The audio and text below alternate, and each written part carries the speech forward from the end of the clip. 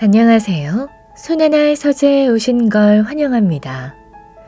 서양 속담 중에 이런 말이 있습니다.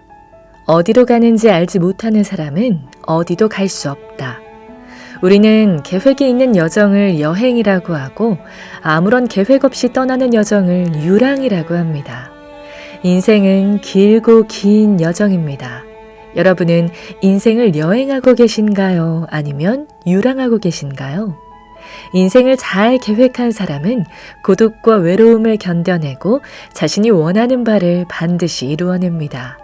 만약 인생의 계획을 미처 다 세우지 못하셨다면 오늘 소개해드릴 책이 큰 도움이 되실 겁니다. 인생에서 8가지 일에만 집중하라. 이 책의 저자는 인생에서 가장 집중해야 할 매력적인 8가지 계획을 소개합니다. 실제로 그의 가르침을 받은 사람들은 놀라운 변화를 경험하고 수많은 꿈을 하나씩 실현했다고 하는데요. 여러분도 인생에서 이 8가지를 찾아내어 멋지게 살아내시길 바라며 함께 읽어보겠습니다.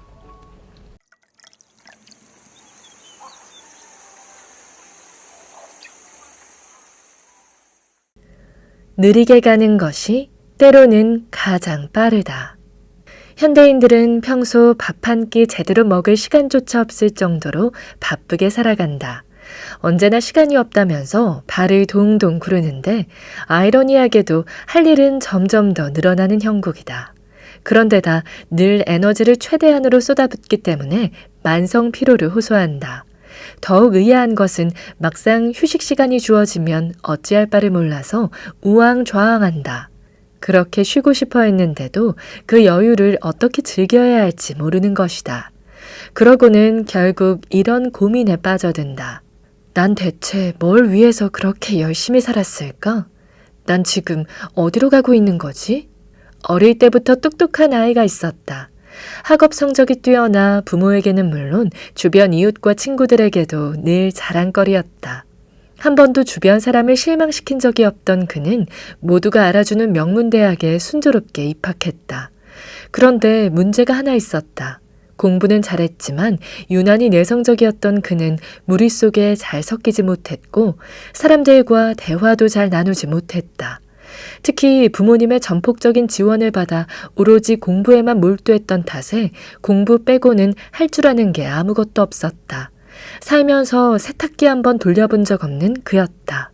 대학에 진학한 이후에도 그에게 가장 중요한 우선순위는 공부였다. 모든 과목에서 뛰어난 성적을 받은 덕분에 학과 장학금은 늘 그의 차지였다. 다른 친구들은 수업이 끝난 뒤에 파트타임으로 일하며 학비를 마련하거나 연애 혹은 동아리 활동을 하며 청춘을 즐겼지만 그는 시간이 나면 무조건 도서관 아니면 기숙사로 향했다. 그는 열심히 공부하는 것만이 가장 빨리 출세할 수 있는 길이라고 생각했다. 그렇지만 사실은 무엇을 위해 그렇게 열심히 공부하는지, 지금 자신의 인생은 어떤 방향으로 흘러가고 있는지에 관해서는 진지하게 고민해 본 적이 없었다. 대학 졸업을 앞두고 동기생들은 하나씩 제 갈 길을 찾아갔다. 회사에 취직하거나 본인이 하고 싶은 일을 했다. 그러나 사회 경험이 없는 데다 소통 능력도 부족했던 그는 쉽게 일자리를 찾지 못했다.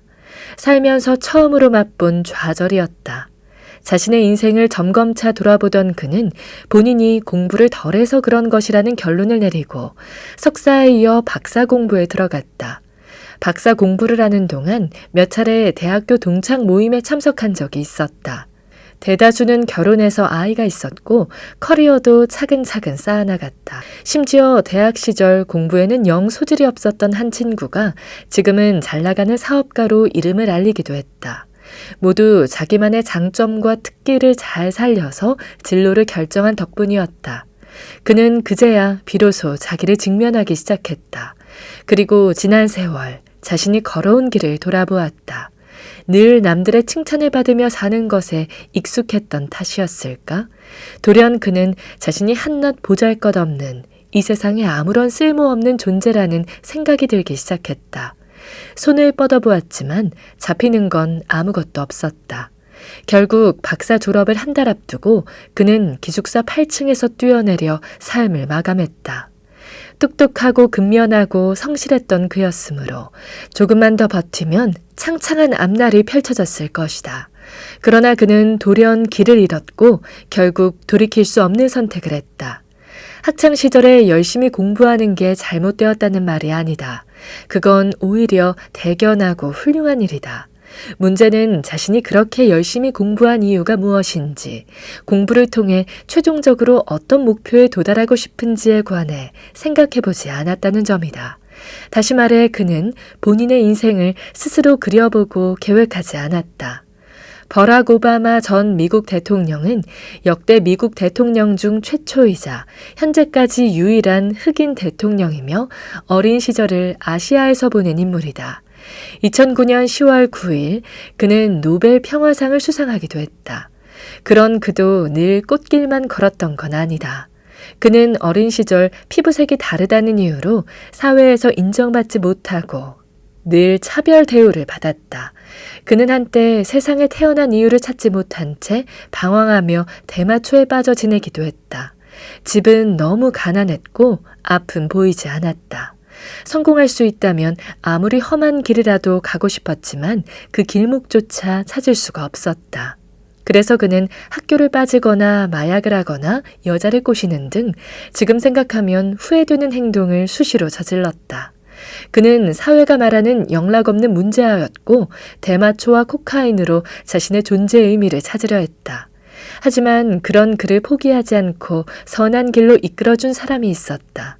바로 외할머니와 외할아버지, 그리고 흑인 출신 시인이자 기자이면서 사회운동가로 활동했던 데이비스였다. 그들의 선한 영향으로 그는 조금씩 악의 구렁텅이에서 벗어나 자기 인생을 설계하기 시작했다. 인생의 성공은 올바른 계획과 설계에서 비롯한다. 다시 말해 우리의 인생은 계획을 통해 더 빛날 수 있다. 인생을 잘 계획하면 긍정적인 에너지와 자원을 얻어 꿈을 이루는 데 사용할 수 있다. 하지만 그렇지 않은 사람은 결국 다른 사람이 정해준 길을 따라 그들이 원하는 삶을 살아갈 수밖에 없다. 꿈이 있는 사람은 반드시 자신의 인생을 돌아보고 앞날을 계획한다. 그렇다면 인생 설계는 어떻게 하면 좋을까? 다음의 내용을 보며 함께 생각해보자. 인생을 균형 있게 분할하는 비결. 인생을 잘 계획하려면 어떻게 해야 할까? 쉬운 이해를 돕기 위해 인생을 4가지 단면으로 쪼개 4분면으로 설명하고자 한다. 지금보다 행복한 인생을 살기 위해 우리는 다음과 같은 4가지 측면에서 인생을 돌아보고 계획할 필요가 있다. 제1사분면, 나. 세상에 태어난 모든 사람은 존귀하다. 그리고 그들에게 가장 중요한 건 나 자신이다. 나조차 제대로 사랑하지 못하는 사람에게는 그 무엇도 도움이 되지 않는다. 2010년 1월부터 2011년 7월, 19개월 동안 총 19명의 유명인사가 유명을 달리했다는 기사를 읽은 적이 있다. 그 중에는 아주 젊은 사람도 있었다. 사업적으로 성공한 사람도 있었고 세계적인 업적을 남긴 사람도 있었지만 불의의 사고로 세상을 떠난 사람도 있었다. 우리의 삶은 유한하며 언제 끝날지는 아무도 모른다. 삶이 끝난 다음 후회한들 아무런 소용이 없다. 4분면 가운데 가장 첫 번째 요소이자 가장 중요한 요소는 바로 나 자신이 되어야 한다. 제2사분면, 가정. 우리가 이 세상에 태어나 지금까지 성장할 수 있었던 이유는 부모님이 계시기 때문이다. 부모님의 사랑의 결실로 태어나 먹여주고 재워주고 보살핌을 받았기 때문에 조금씩 자라나 지금의 모습으로 성장할 수 있었다. 한 사람의 성장과 인생은 그가 속한 가정과 분리해서 생각할 수 없다. 우리는 내가 속한 나의 후손들을 책임지고 그들에게 공헌해야 할 의무가 있다. 가정과 분리된 사람은 뿌리를 내리지 못한 나무와도 같다. 제3, 4분면 1. 사업. 어른이 된 이후에도 생산적인 일을 하지 않는 사람은 여러 방면에서 제약을 받을 수밖에 없다. 심지어 기본적인 생존조차 어려움을 겪는다. 경제적인 활동은 우리가 삶을 영유하는 기본적이고 기초적인 요소다. 이 부분에서 성과가 높을수록 주변 사람과 사회를 위해 더 많이 기여할 수 있다. 제4사분면 사회. 행복한 삶을 위해서는 개인과 가정, 일, 사업은 물론 사회 환경도 중요하다. 개인의 발전을 포함한 인류의 발전은 사회 환경과 밀접한 연관이 있기 때문이다. 우리 주변에 어떤 사람들이 있고 그들과 어떤 사회관계를 맺느냐에 따라 인생은 생각지도 못한 변화를 맞게 된다. 2006년 중국인을 가장 감동시킨 인물 중에는 에카르트 뢰베라는 독일인이 포함되었다. 그는 10여 년 동안 중국 산골 마을에서 돈을 벌기 위해 도시로 떠난 부모와 떨어져 사는 아이들을 무상으로 가르치며 교육에 대한 본인의 꿈을 실행한 사람이다. 현지인들에게 무시와 비난을 받던 외국놈에서 아이들에게 사랑과 존경을 받는 초통령이 되기까지 그가 쏟은 열정과 노력, 고생의 스토리는 많은 사람을 감동시켰다. 그리고 그를 통해 많은 아이가 인생의 변화를 맞이할 수 있었다. 만약 이 아이들에게 에카르트 뢰베가 없었더라면 어떤 인생이 주어졌을지는 굳이 깊게 생각하지 않아도 알 수 있는 일이다. 가족을 위해 헌신하는 사람은 가족을 후손으로 남긴다. 학생을 위해 헌신하는 사람은 학생을 후손으로 남긴다. 인류를 위해 헌신하는 사람은 인류를 후손으로 남긴다. 우리 인생의 4분면에는 나, 개인과 가정, 일, 사업, 그리고 사회가 포함된다. 이 4가지 기준을 근거로 인생을 계획하면 이전과는 전혀 다른 새로운 인생의 궤도에 들어갈 수 있을 것이다. 이제 당신 차례다. 앞에서 읽은 내용을 바탕으로 당신만의 인생 계획을 설계해 보도록 하자. 태블릿 PC나 빈 종이 혹은 쓸 수 있는 무엇인가를 준비한 뒤 왼쪽 상단에 이렇게 적어보자. 나는 이러이러한 사람이다. 이러한 사람이 되기 위해 당신이 인생을 살면서 꼭 해야 할 8가지는 무엇일까?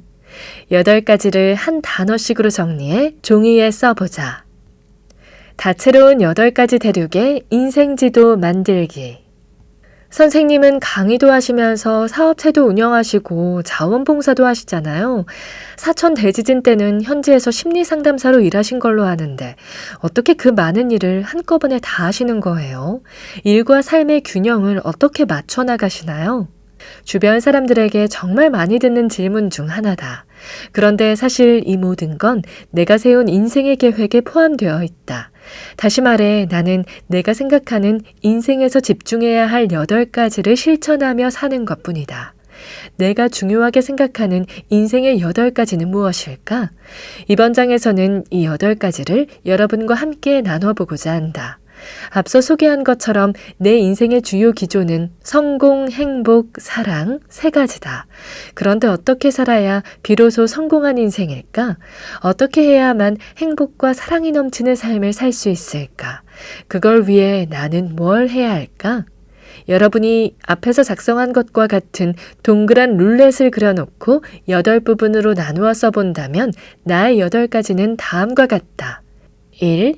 인류 강사. 브랜드 가치를 지닌 인류 강사가 되어 사람들의 건강한 성장을 돕고 사랑을 나눠주기. 2. 참된 리더. 진정한 코치형 리더가 되어 팀을 이끌고 내가 없더라도 계속해서 성장할 수 있도록 조력하기. 3. 작가. 세상을 떠난 뒤에도 후손들에게 유용한 정보를 주는 책 10권 출간하기. 4. 행복한 가정. 부모님, 아내, 아이들과 시간을 많이 보내면서 그들에게 더 많은 행복과 즐거움 선물하기. 5.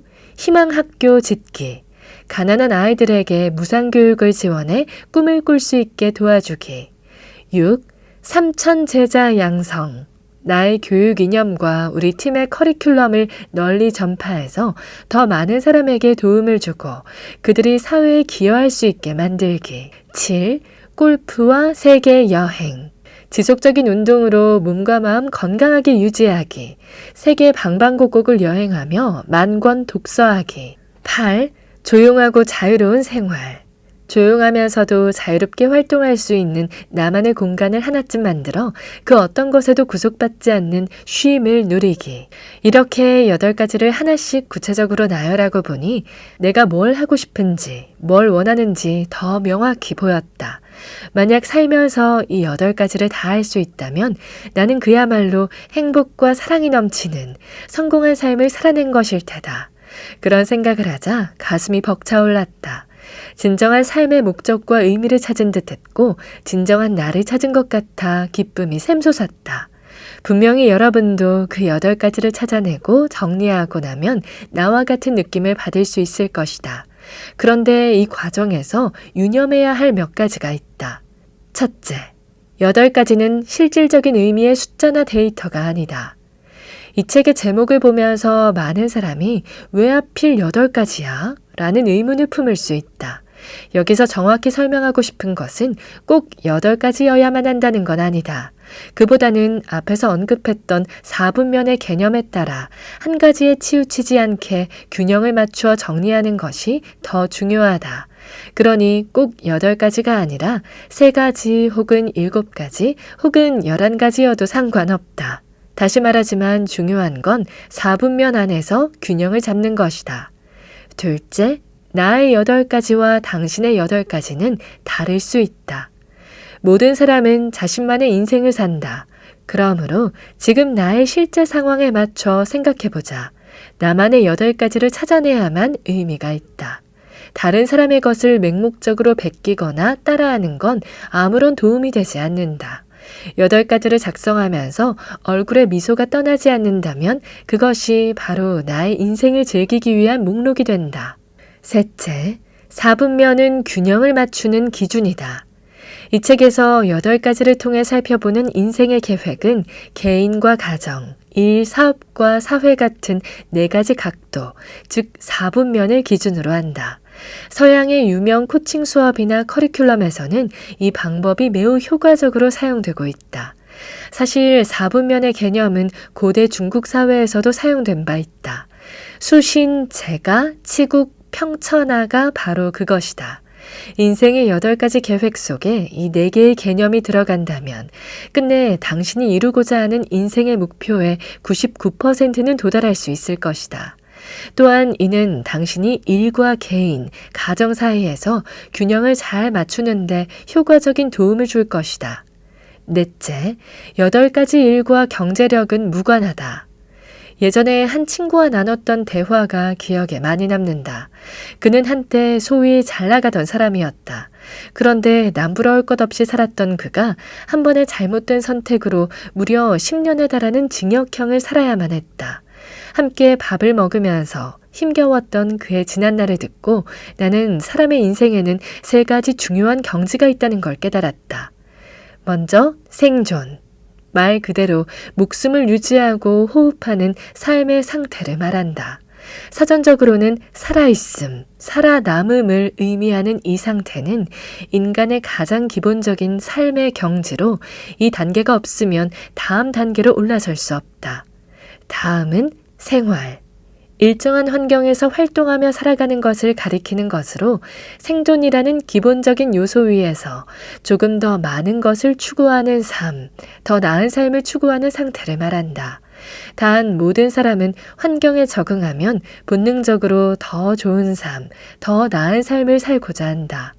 결국 탐욕에 눈이 멀어 너무 많은 것을 손에 넣으려는 순간 진정한 자신을 잃어버리고 욕심의 노예로 전락하고 만다.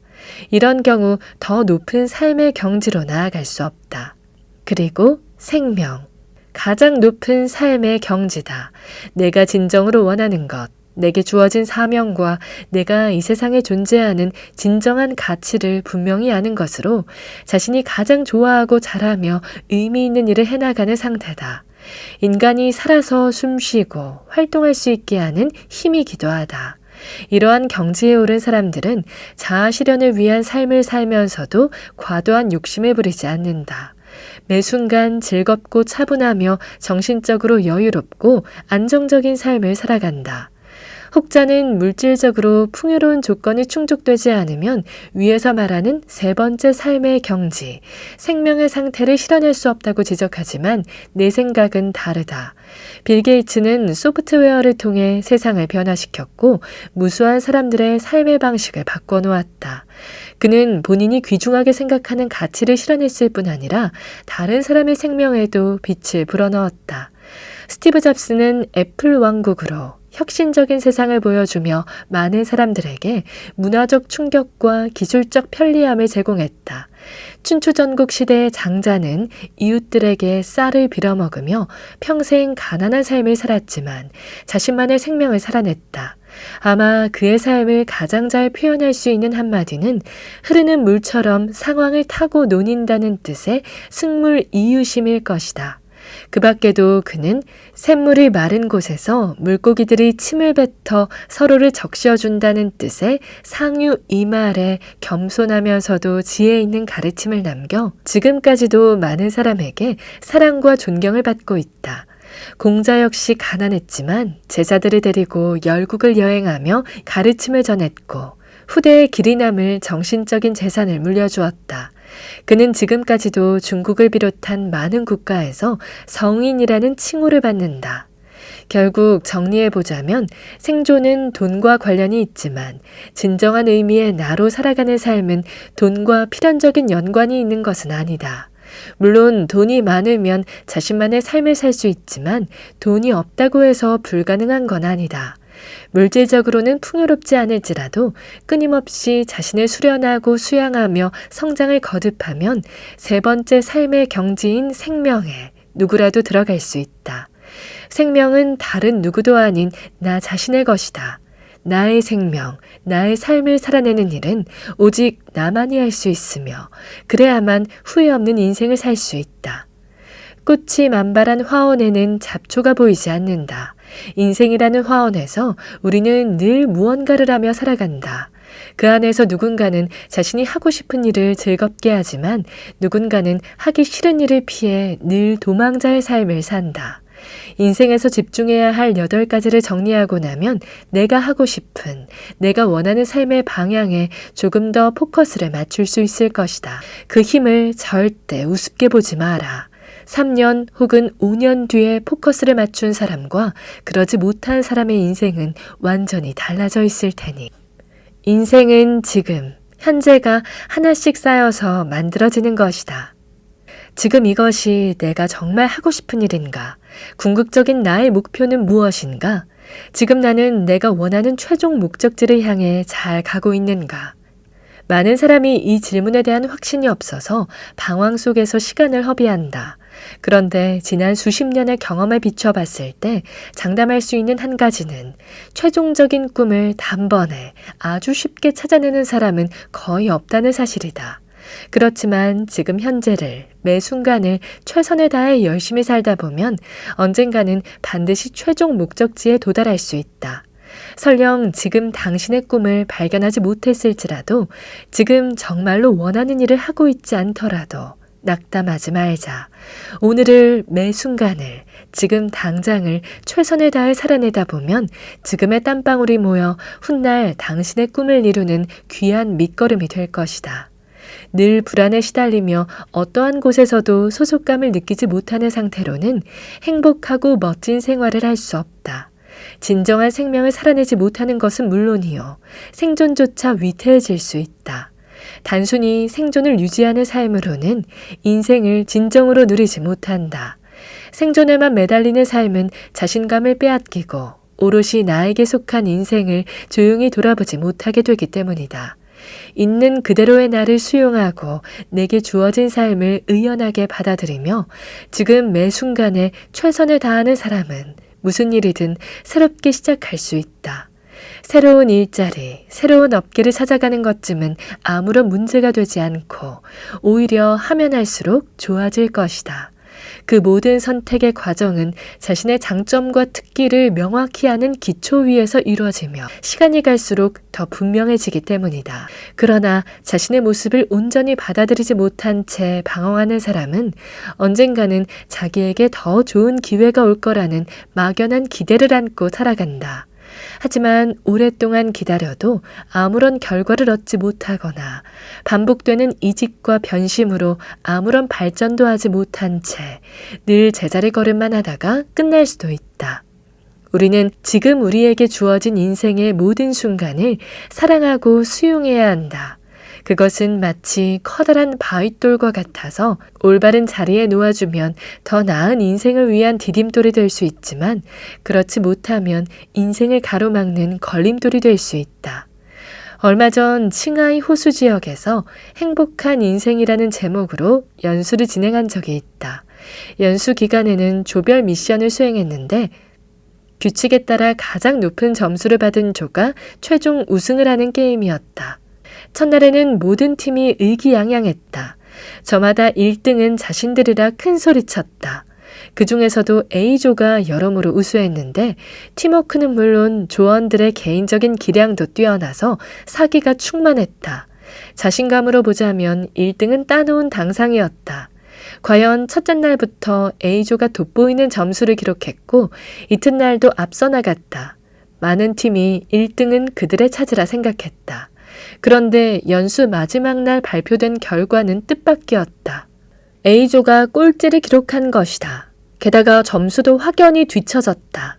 조원들은 모두 의아했다. 어디서부터 잘못되었을까? 대체 왜 이런 결과가 나왔을까? 우리는 다 함께 그 원인을 분석하는 시간을 보냈고 모두 큰 깨달음을 얻었다. 연수가 시작된 지 이튿날 밤 호수 주변 날씨가 갑자기 추워졌다.